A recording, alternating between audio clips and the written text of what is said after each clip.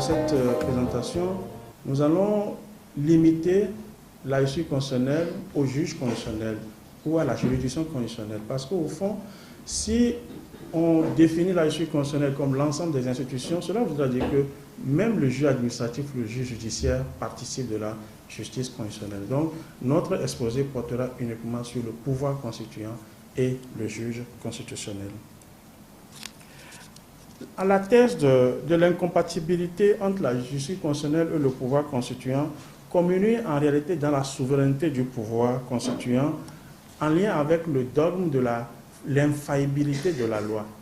La loi est souveraine, la Constitution est souveraine, et à partir de ce moment, il n'y a pas d'autorité qui soit supérieure au pouvoir constituant. Aussi est-il constant que le juge constitutionnel ne peut donc pas contrôler le pouvoir constituant, c'est-à-dire celui qui lui a donné vie.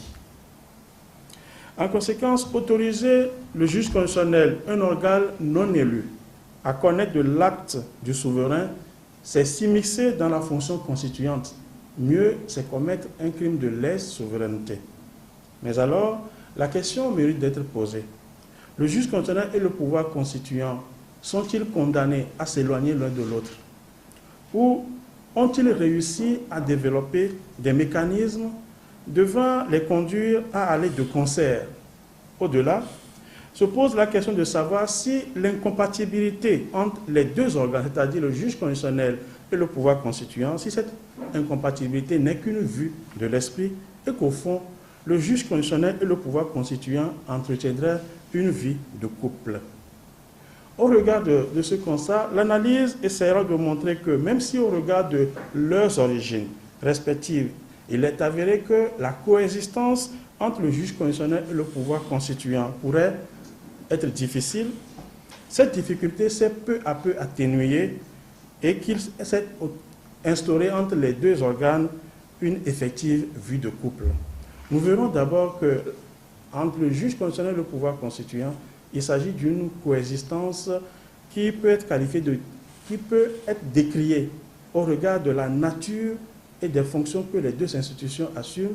La coexistence entre l'institution juge constitutionnel et le pouvoir constituant peut être considérée comme une coexistence décriée, mais cette coexistence en réalité s'est révélée salvatrice.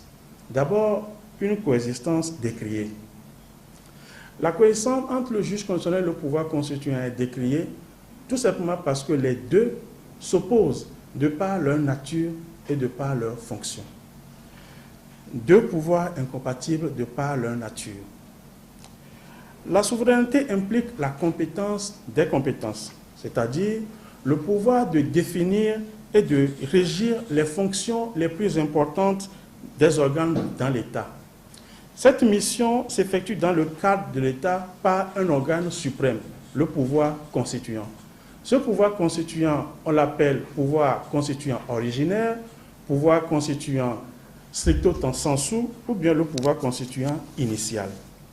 Quoi qu'il en soit, il est constant que ce pouvoir ne tient sa compétence d'aucun organe. Le pouvoir constituant ne tient sa compétence d'aucun organe. Le pouvoir constituant est dit un pouvoir initial autonome et inconditionné. Il est initial parce qu'il n'existe au-dessus de lui, ni en fait, ni en droit, aucun pouvoir. C'est en lui que s'exprime par excellence la volonté du souverain. Cette volonté souveraine est la condition du droit. Elle ne peut donc être conditionnée. Comme Sieyès l'affirme, de quelque manière qu'une nation veuille, il suffit qu'elle veuille. Toutes les formes sont bonnes et sa volonté est toujours la loi suprême. Il suffit que sa volonté paraisse pour que tout le droit positif cesse devant elle, comme devant la source et le maître suprême de tout droit positif. Ainsi, à l'image de Dieu, vous m'excusez la comparaison, le pouvoir constituant n'est pas créé. Tout vient de lui et rien n'a été fait sans lui. C'est lui qui est la source de toute légalité et de toute légitimité.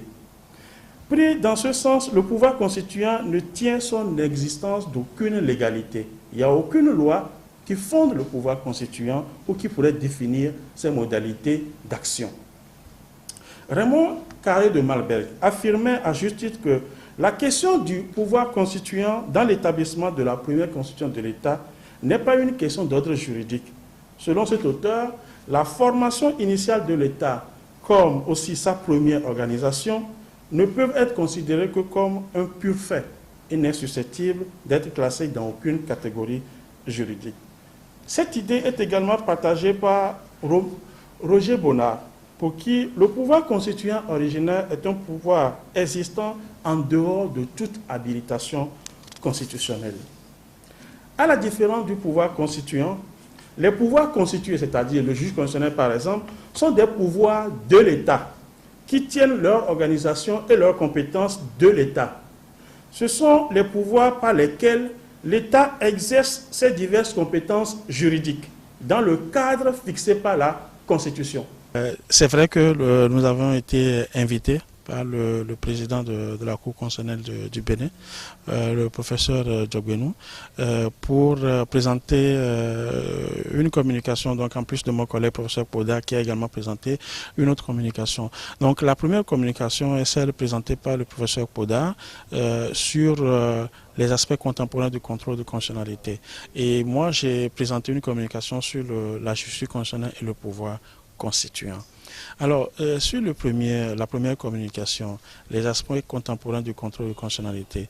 Alors, vous savez que nos États, lorsqu'ils sont sortis de la dictature, ont adopté, les peuples ont adopté des constitutions.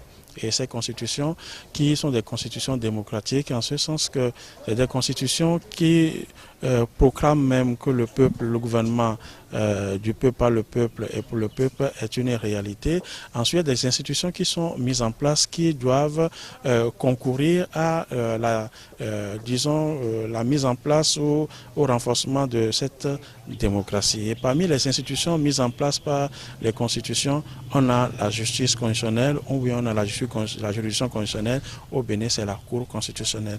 Alors, quels sont les mécanismes qui sont mis en place, qui sont adoptés par cette juridiction au fin de participer au renforcement de la démocratie. Donc ce sont ces éléments qui ont été présentés, notamment le contrôle de constitutionnalité, ce contrôle de constitutionnalité qui peut être fait par voie d'exception, et un contrôle, c'est-à-dire dans ce cas, c'est le citoyen même qui, devant une juridiction, il constate qu'il y a une disposition qu'on veut lui appliquer, mais il conteste la conformité de cette disposition à la Constitution et il soulève devant le juge l'exception d'inconstitutionnalité, c'est-à-dire il dit au juge que le texte que vous voulez m'appliquer n'est pas conforme à la Constitution.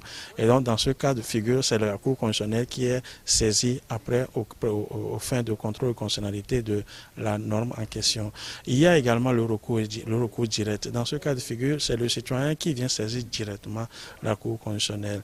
Il y a le recours a priori, le recours a posteriori. Le recours a priori, pour la plupart du cas, ce sont les organes qui sont prévus, désignés par la Constitution, qui vérifient si un texte voté par le Parlement est conforme ou non à la Constitution. Dans ce cas de figure suivant, c'est le chef de l'État, le Premier ministre, et puis parfois un dixième des membres de l'Assemblée nationale, ou bien directement par les membres même de l'Assemblée nationale. Ça, c'est les aspects. Il y a aussi la question de la procédure, devant la Cour, et la procédure contradictoire, et ainsi de suite. Donc, qui sont des mécanismes qui permettent aux juges en réalité de justifier de la légitimité des décisions.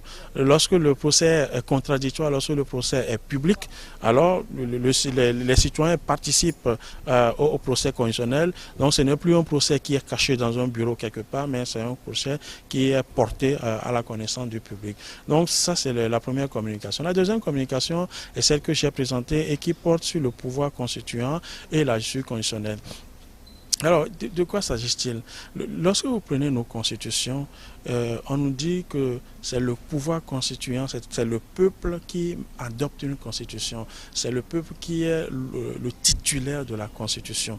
D'accord? Donc, à partir de ce moment, c'est le peuple qui définit dans la constitution les différents organes et qui également définit les compétences de chaque organe.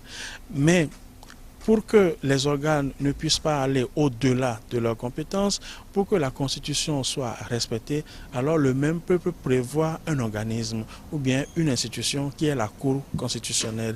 Et les constitutions disent souvent que la Cour constitutionnelle est la plus haute juridiction de l'État en matière constitutionnelle et puis avec une déclinaison sur les compétences. En dehors de ça, la Constitution togolaise dit par exemple que la Cour constitutionnelle veille au respect de la Constitution. Vous voyez donc, de ce point de vue, on peut dire dans un premier temps que le juge constitutionnel n'a pas prise sur le pouvoir constituant, parce que c'est le pouvoir constituant qui l'a créé, c'est le peuple qui l'a créé. À partir de ce moment, il se soumet au peuple. D'accord? Il se soumet au peuple et il ne peut pas aller à l'encontre de la volonté du peuple. Mais on doit également voir de ce point de vue que lorsque la Constitution prévoit que le juge constitutionnel veille au respect de la Constitution, cela voudra dire que le juge constitutionnel, dans la prise de décision, peut être amené à interpréter certaines dispositions.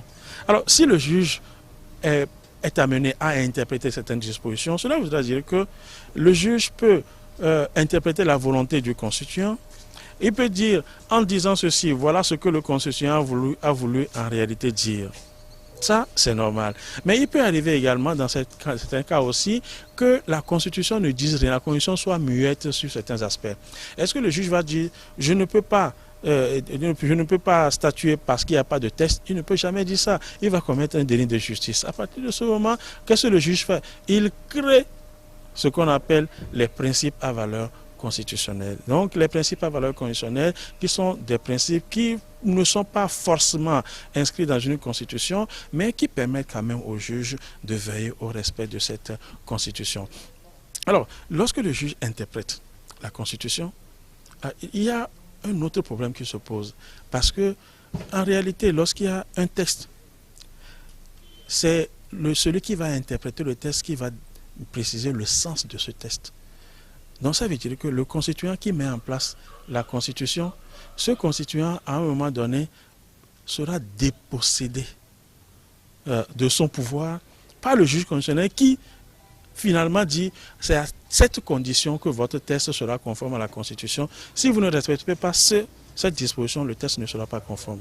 Donc là, on assiste à une transformation du juge constitutionnel qui part du statut de gardien de la Constitution, qui s'approprie la Constitution, qui devient le super constituant et qui réécrit même certaines constitutions à l'image de la Cour constitutionnelle du Gabon, dont on a parlé tout à l'heure avec la décision du 14 novembre 2018, où la Cour constitutionnelle a dit tout simplement que l'article 13 comporte une lacune.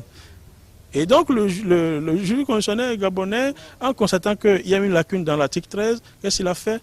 Il a réécrit ce qui constituait pour lui une lacune et a intégré cette réécriture, cet alinéa dans la Constitution. À partir de ce moment, le juge, qu'est-ce qu'il fait? Le juge devient quelqu'un qui participe à l'élaboration continue de la Constitution. On a comme l'impression que la Constitution, une fois adoptée, n'est pas définitive. N'est-ce pas? Une fois que la Constitution est adoptée, n'est pas définitive, le juge continue l'élaboration jurisprudentielle de cette Constitution. C'est de ça que nous avons parlé.